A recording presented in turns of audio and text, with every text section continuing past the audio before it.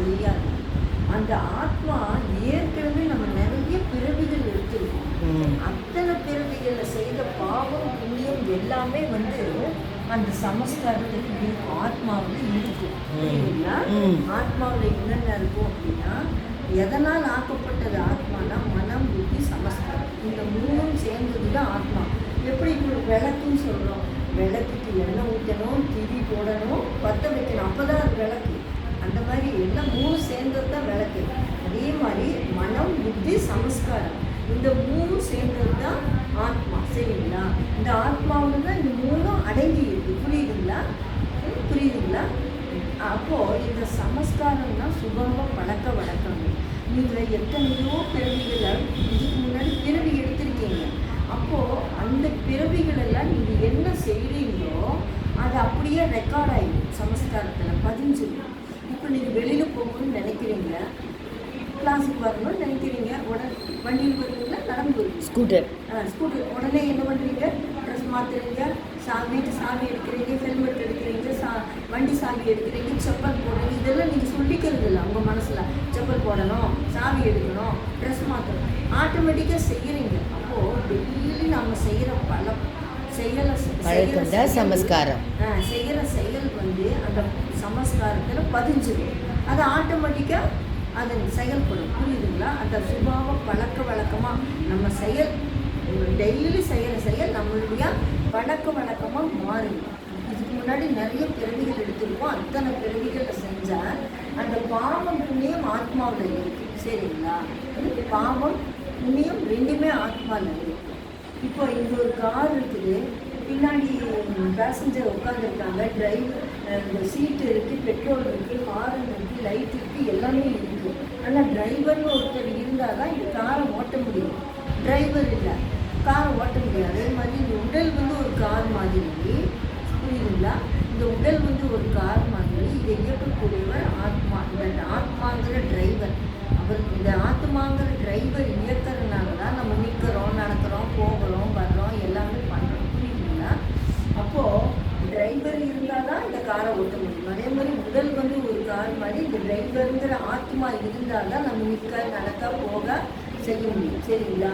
அங்கே மேலே வந்து ஒரு கம்ப்யூட்டர் காமிச்சிருக்கிறாங்க. அந்த கம்ப்யூட்டர் எப்படி ஒர்க் ஆகுதுன்னா, ஒரு சர்வர்னு சொல்லி ஒரு சின்ன பாயிண்ட், புள்ளி, அதுவும் புள்ளியாக இருக்கும், ஒளியாக இருக்கும், சர்வர்னு சொல்லி அந்த பாயிண்டில் தான் வந்து எல்லா நியூஸும், உலக நாடுகள் எல்லா நியூஸும் கேதர் பண்ணி அதுதான் நம்மளுக்கு கொடுக்குது. புரியுதுங்களா? அப்போ ஒரு புள்ளி தான் வந்து இயக்குது. புரியுதுங்களா? இப்போ இங்கே விளக்கு வச்சுருக்கோம், நீங்கள் அங்கே போய் நின்று பாருங்கள்.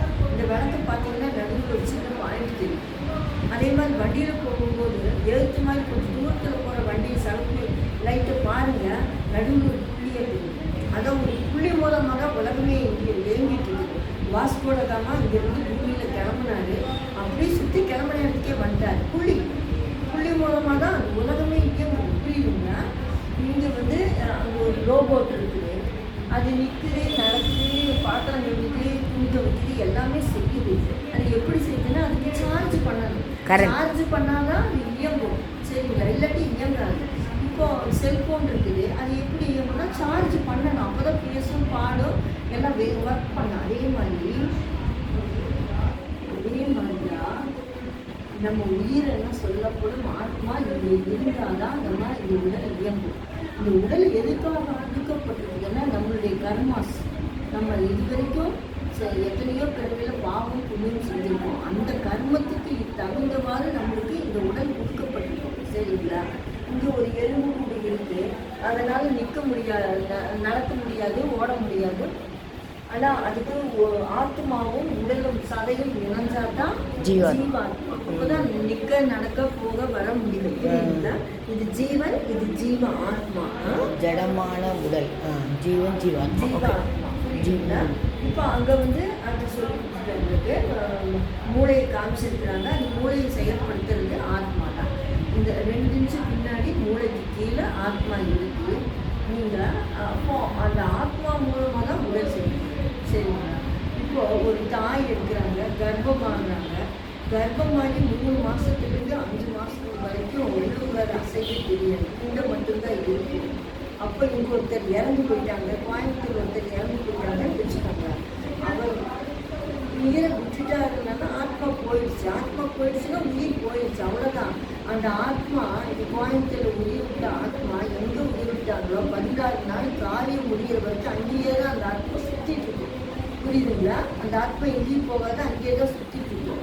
16 நாள் கழித்து அடுத்த பார்ட் அவங்களுக்கு எங்கேயோ லண்டன்லேயோ ஜப்பான்லேயோ எருமநாயக்கம்பட்டியிலையோ சேலத்துலேயோ மதுரையிலையோ எங்கே பிறப்பு எடுக்கணுமோ அங்கே போய் 16 நாள் கழித்து போய் அங்கே போய் எங்கே பிறக்கணுமோ அந்த தாயோட வயிற்றில் அந்த பிண்டமாக இருக்கும், அது நெத்தியில் போய் அடைஞ்சிக்கும் அந்த ஆத்மா.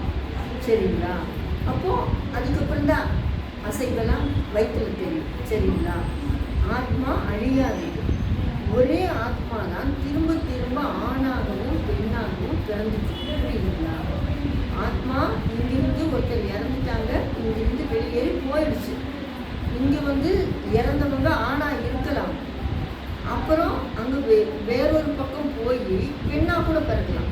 ஆணாகவும் பெண்ணாகவும் மாறி மாறி பிறக்குமே ஒழிய விலங்குகளாவோ பறவைகளாவோ பிறக்க மாட்டாங்க. போய் சொல்கிறாங்களே, நீ போன ஜென்மத்தில் கழுதியாக பிறந்திருக்கு, எருமையாக பிறந்த, அந்த அப்படியெல்லாம் பிறக்க மாட்டாங்க. மனித பிறப்பு தான். ஆணாகவும் பெண்ணாகவும் மாறி மாறி தான் பிறப்பாங்க. விலங்குகளாவோ பறவைகளாவோ பிறக்க மாட்டாங்க. புரியுதுங்களா? அப்புறம் ஆத்மாவில் நாம் இதுவரைக்கும் என்னென்ன நிறைய பிறவிகள் எடுத்திருக்கோம். இதுக்கு முன்னாடி 63 பிறவி எடுத்திருக்கோம். 63 பிறவியில் நம்ம செய்த பாவம் புண்ணியம் ஆத்மாவில் இருக்குது. இப்போ உதாரணத்துக்கு நீங்கள் ஃபஸ்ட்டு பிறவியில் ஒரு 80% நல்ல கர்மம் பண்ணுறீங்க, நல்ல செயல் செய்கிறீங்க, கர்மான செயல். ஒரு 20% கெட்டது பண்ணுறீங்க. அப்போது அடுத்த பிறவி 2வது பிறவி அந்த கெட்டதுக்கும் நல்லதுக்கும் தகுந்த மாதிரி தான் உங்கள் உடல் அமைப்பு, எங்கே போய் பிறக்க போகிறீங்க, நல்ல பணக்கார வீடா ஏழை வீடா, அந்த மாதிரி எல்லாமே அந்த அடுத்த பிறவியோட கேரக்டரை நிர்ணயிக்கிறது உங்கள்